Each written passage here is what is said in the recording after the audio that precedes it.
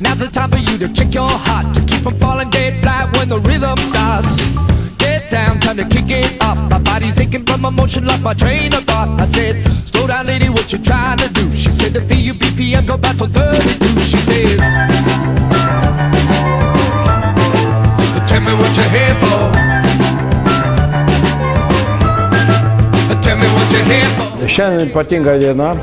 Prieš 20 metų buvo įkurtas vienas iš stipriausių Lietuvos klubo Viktorija.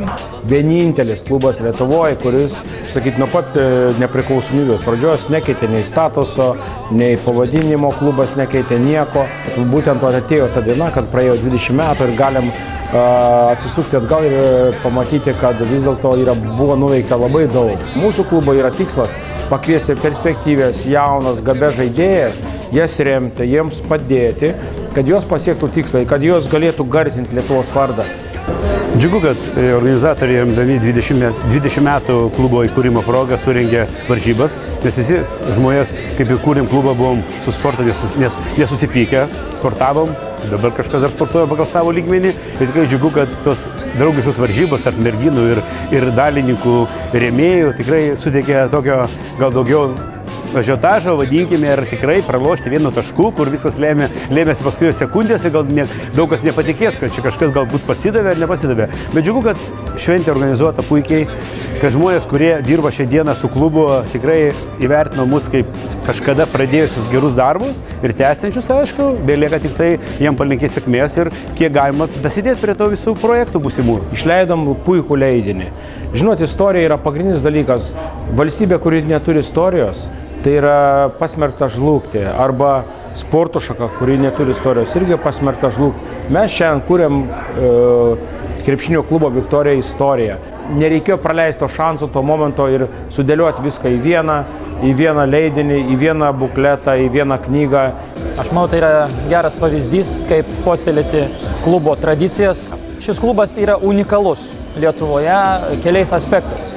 Visų pirma, savo istoriją, 20 metų nepertraukiamos veiklos, išauginta begalė talentingų žaidėjų, nuostabių trenerių, vadybininkų. Šis klubas turi turbūt aiškiausią, stipriausią identitetą visoje Lietuvoje. Tai yra jaunas, ambicingas, jaunatviškas, lietuviškas klubas. Trečias dalykas tai yra klubo žmonės, klubo dvasia, sakysim, kuris subūrė visus mus šiandieną. Tos jaunos merginos, kurios ir žaidžia, ir studijuoja, jos garsina mūsų universitetą, jos prideda be galo daug, sakysim, tokios pridėtinės vertės universitetui. Na, žinot, jos tapo ir Lietuvos merginų studenčių krepšinio lygos čempionėmis ir sakysim, nuostabiai rungtyniavo profesionaliame lygyje. Tai universiteto vizija, be galo sutampa su šio klubo vystymo visų strateginių planų ir tikrai džiaugiamės, kad ta draugystė ilgus metus jau gyvuoja ir dėsim visas pastangas, kad Lietuvos sporto universitetas ir toliau būtų dalis šio nuostabaus klubo. Klubas, kuris turi gilias tradicijas, nežiūrint to, ar jis truputėlį prasčiau pasirodys, ar geriau pasirodys, bet klubas turi turėti tradicijas. O šitas klubas turi tradiciją ir jisai tikrai dar ne vienus metus egzistuos, jeigu mes laikysimės tų principų. Viktorijos klubas yra amžinas.